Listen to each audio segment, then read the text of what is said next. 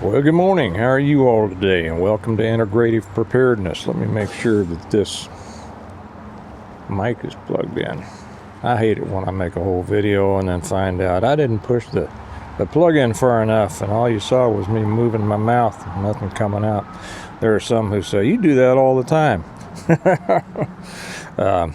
Hope you all are doing well today. It's Sunday morning. It's a beautiful morning. Kind of cool, but it's going to warm up today. And I wasn't going to make one today because it's Sunday and I have other things to do. I've been up. I start the day reading the Bible, and I was working on a sermon for later today. And that's my dog back behind. It's funny. He's a German Shepherd Rottweiler mix, but he kind of howls like this when he hears a siren. And, you know, sirens on a Sunday morning kind of bring it back to us that the emergencies can happen anytime. I had somebody say on a recent one that they hate the sounds of sirens because it means that someone's in trouble. And I understand that, but I look at it this way, and that is that somebody needs help and help is coming. You know, there's a lesson there. But as I was working on a sermon, and one thing or another, I won't take you through the whole thing. Hear the sirens back there. You know, think about that for a minute. Something's going on. Somebody's life is not going the way they'd like it to, and but help is coming. And this really kind of it fits in well with what I was going to talk about today, and that is that chaos kills. And chaos and negativity, but I might get to the negativity, but really it's chaos. You know, anybody who's worked in any situation or just lived in a situation where you deal with emergencies, it could be first responders, could be guys who've seen combat, it could be any number of things. Know that keeping your head is one of the most important elements of getting through a situation, right?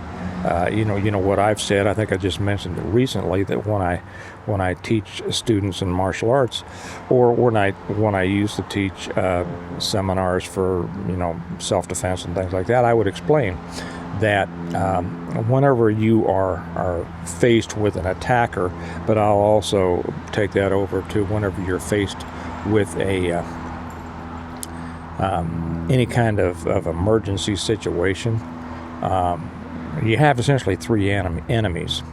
The first is confusion, the second is fear, and then the third is the situation itself, the attacker or the situation. And if you haven't either been trained in or experienced in dealing with those kinds of situations, the confusion and fear can lock you up. It can kind of make you, and that's where the chaos comes in. If you've overcome those through training or experience, then the immediate situation, the attacker or the situation, are more easily dealt with without having to fight your way through those first two enemies of confusion and fear. Well, the world is, and I was just writing. A matter of fact, I was writing a scene about this in my book. I've been working on the book this morning. Somebody asked. Matter of fact, several people have asked. They said they couldn't see the link to get my books. It's in. I always put the link in the links to different things in the information section, and the some people call it show notes or something, I don't know, and the information section at the top. Sometimes you have to hit something to drop it down, but I put the links to Amazon. You can get the books through Amazon, or you can get them, and I like it when people get them straight from me, because then I get to sign them, I get to autograph for them, put a little message in there to you, and you can do that through our website, stonemont.us. stonemont.not.com, stonemont.us. So that's it. That's always in the information box. but I just told you. So for those of you wanting to know about that, that's how you do it. And you get the Stonemont Cup and stuff like that on there to become a part of the world of Stonemont. One of the main messages of Stonemont that people almost always pick up on and really appreciate is the fact that I approach things from a rather calm way. It's the guy that wrote the foreword in my first book, The Reversion, said something like it's an amazingly positive book or story, one of those, about an amazingly negative situation. And that's true. The world can bring a lot of negativity to you. It can bring chaos. And when we talk about, or when we think about preparedness, our main reason for wanting to be prepared is to enable us to get through those challenging times in life, as smoothly as possible. And although we talk about the big ones, hey buddy, I pet my dog here. We think and we talk about and we prepare for the big ones, the grid down situations, the earthquakes, the this or the that. Life brings us a lot of challenges along the way, doesn't it? And these challenges can be really practice. The small things, if you have a power outage, if you just have a personal emergency, could be a personal medical emergency in your family or friends or something like that. It gives you an opportunity to kind of check yourself and say, okay, how did I do on that? Was I ready? Did I have what I needed to address that? As far as supplies and things like that. And also, did I have what I needed mentally and emotionally to make it through there? And what you need, of course, is mental and emotional equilibrium. The world can be crazy. We can't control the world. We can't control necessarily what happens around us and sometimes even to us. What we can control is how we take it and how we respond to it. There's an old saying that 90% of life is well, I turned it around there. Only 10% of life is is what you make it, and 90% is how you take it, something like that. Well, I won't necessarily agree with that, because a lot of life is what you make it. But it's also on how you respond to the whirls, the storms that happen around you. If you go back to the first line of that, and I often quote it in these videos, the first line of If by Kipling, if you can keep your head when all about you are losing theirs, that's right. That really is, your first step to being able to handle challenging situations. And you have to have that. You have to be centered. You have to be in control physically, mentally, emotionally, and spiritually. Now, the spiritual control, you ask the good Lord for. You give it over to Him. And as the scriptures say, and you will experience, you will receive a peace that surpasses all understanding. Many people who don't understand this are kind of, they don't understand it, right? And they will look at a person who does have this peace and say, how can you go through these storms of life, as it were, and just not go crazy? Well, and that's because you have put your hope and your faith in the right place, and you have a peace that does surpass all understanding, and that is our human understanding. But as far as the other levels of being under control, that's up to you. And taking care of yourself physically, taking care of yourself mentally, looking at life properly, addressing the situations in your life. The more you do it, the more you develop. And some people, they never do get centered on these things. They are kind of like a ping pong ball that gets keeps getting knocked back and forth and knocked back and forth and knocked back and forth, and then they'll complain that, oh my gosh, I keep getting hit from one direction to another. Well, as long as you're a ping pong ball, you're going to serve the purpose of a ping pong ball, and that's it, right? But we're people, we're humans, and we are not to be ping pong balls. We are to be responsible for ourselves and for those who depend on us. And that's the real reason and the real message, the real lesson of preparedness. What kind of craziness can happen out here to us in the world? All sorts. I mean, all you have to do is read the news, right? And chaos is happening all around you. You know, a good friend of mine sent me something years ago, and it was a saying attributed to a Russian general, and I don't know that to be true because I haven't checked it out myself, but my friend usually, you know, was pretty good on that stuff. But anyway, whether it's really came from a Russian general or not, it's a good saying, and that is, he says, the reason that America wins all the wars, well, this is back when America did win all the wars, is because war is chaos, and the American military practices chaos on a daily basis. Now, you know, interesting, and I know a lot of my military friends laugh at that. I wasn't in the military, so I'll have to, you know, I'll take their word for it. But yeah, I've been in places that were just chaos all the time. And the people who did the best in that environment were the ones who were the most experienced at it, and didn't allow that first flush of problems or chaos to take them off the beam, right?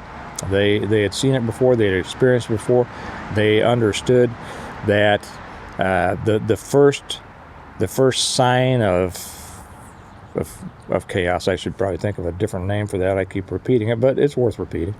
The first sign is rarely, it may be a shock, but it may not be the whole truth. And if you're going to be able to deal with it properly, you need to take a step back and see not just that one little thing that seemed like a big explosion.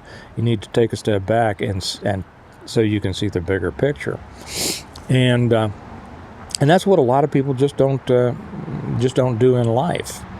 And to be honest, there's a lot of people who thrive on chaos, not meaning thrive in chaos. You know, you should be able to, if through experience, you should be able to thrive in chaos, but you should not thrive on it. And the difference is, you know, I was talking to a good friend of mine not long ago, and he was a paramedic for a long time, and he would talk about training, you know, new paramedics, and the importance of understanding that when you arrive on a horrible accident scene or whatever, and I remember I've been involved in those myself, that new trained paramedics very often, you know, ran to the ones who were screaming instead of the ones who really needed their care first, you know, because the screams, the people who are experiencing physical pain, of course, they're screaming and hollering, and you know, those situations can be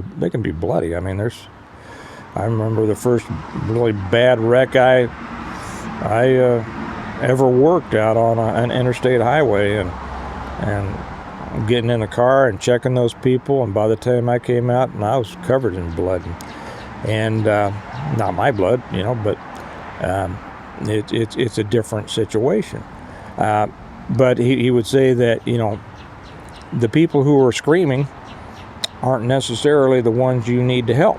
The ones that aren't screaming, the ones who are quiet, that maybe, you know, they were farther down, you know, maybe their blood pressure had dropped, maybe they were going into shock, maybe they weren't breathing, you know, whatever. Those are the ones you want to immediately go to, because if somebody's screaming, that means at least they're breathing, you know, right? You know, I handled that fairly simplistically, but you all get the idea. So it's, and then the more times you respond to those kinds of things, you know, it becomes okay. Now I can handle this better. Well, those who haven't really mastered that, of being able to deal with chaos with calm, Oh, did I say the other part? The ones who thrive on chaos, the ones who just love there to be chaos all the time, who love their lives to be chaotic, right? These are the drama kings and queens, right? That just always, there has to be something wrong.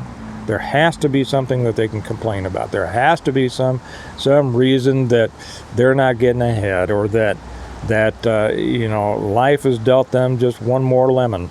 And it's just and they thrive on this because it becomes their self-identification. The victim. They go through the life as the perpetual victim, and of course they never get anywhere. Now we see those comments occasionally on here, and not so much anymore as I used to, because I've talked about this more. But we'll get to all those. Oh, I can't do that. You don't understand, and I don't have all the money in the world, and I don't know anybody, and I'm all alone, and I'm not, well, for people who truly are all alone, I'm very sorry about that, because that's a horrible, horrible place to be. And it's not the way that you were meant to live. But people usually who find themselves all alone, once they take a good hard look at themselves, they'll find out that the common denominator is them. Because the world is full of good people. And I know, and then I hear, I don't know any good people. Well, and none of us are good. If you want to use the biblical reference, I understand that. But there's a lot of people out here that are good and caring and friendly and will help and all those things. And it doesn't take much to find them. It really doesn't. And I've lived in all kinds of situations. I've lived in big cities and small towns, and I live in the suburbs now, which I prefer. And I'll tell you what, I'm surrounded by good folks. I know all my neighbors. For those who say, I never knew my neighbors. We know hundreds of families but you have to get out there and you have to become involved. The kids are all in their sports. We spent yesterday at volleyball games that my daughter played in. Kelly was a line judge. You get involved. You put yourself out there, and it's like the old saying, if you want a friend, be a friend. That's a way that you improve your life. It's also a way that you address chaotic situations. That everybody's going to experience those things. Everybody's going to experience loss and sadness and different challenges of different kinds of things. We've had some friends lately who have had some very serious health challenges. Okay, and those give you the opportunity to reach out and and be with them and support them and encourage them and such, and that will help to remove their feeling of aloneness in the situation or the chaos that might ensue. And when we have situations in our families, there are people there, who help. So what I started this one out with is the idea that chaos kills. And it does, in that if you don't understand how to, or if you don't develop an ability to deal with chaos, you're not going to be able to weather the storm as it comes as well as if you could. And as in life will keep on, they'll keep throwing those curveballs. And if you have reached the point of physical, mental, emotional peace in order to deal with them, you're gonna see them as something else that you deal with in life, not necessarily a horrible, chaotic, terrible, lousy, just the latest attack on poor me by the universe, right? And then you're going to go through it, and each one of those things makes you stronger. I wrote in my book, and I've always said here, the old quote by Nietzsche, that which does not kill me makes me stronger. And in one of my books, I wrote what I've always said kind of flippantly, well, a lot of what hasn't killed me just hurt like the dickens. I'm not sure. The last thing that hurt pretty bad, I remember, is when I fell off a roof onto a lower roof, shattered my right wrist. It was funny, bent the ladder. Maybe I'll find that picture and put it up as the thumbnail. I don't know, maybe not. Maybe I will, maybe I won't. Maybe I'll just put it over on Patreon. But man, yeah, I'm not sure that it made me any tougher, but it hurt like the dickens. So whether it made me stronger or not, I don't think so. But going through these things and dealing with them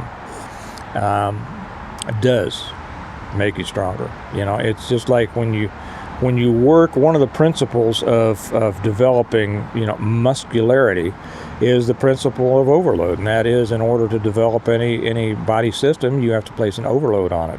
You have to work it harder than it's used to being worked, and as in response to that overload, it becomes larger and stronger. And it's the same with dealing with chaos. The more you deal with it, the better you get at it, and you become stronger at it.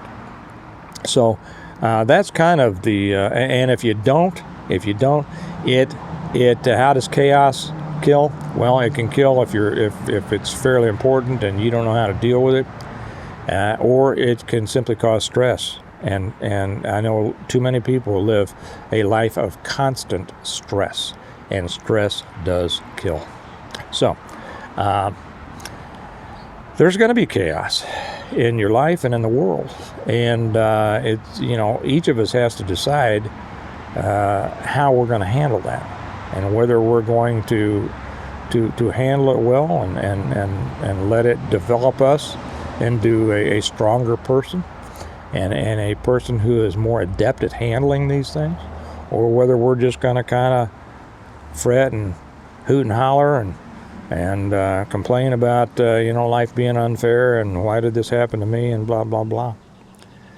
So anyway, those are my thoughts this Sunday morning. It is central to preparedness. This up here is your next to the good Lord himself, it is your primary resource. And you need to develop that. Too many people got all the rice and beans and bullets and Band-Aids that they want, and they haven't attuned this as much as they should. And so that's what I would suggest. Okay, I'm going to get off of here. I'm going to do a little bit more on my book, and maybe get out there and work in the garden a little bit, and we'll have church later.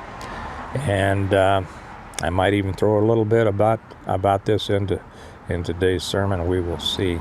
But you all have a good day, and think about this, and don't go through life fearful.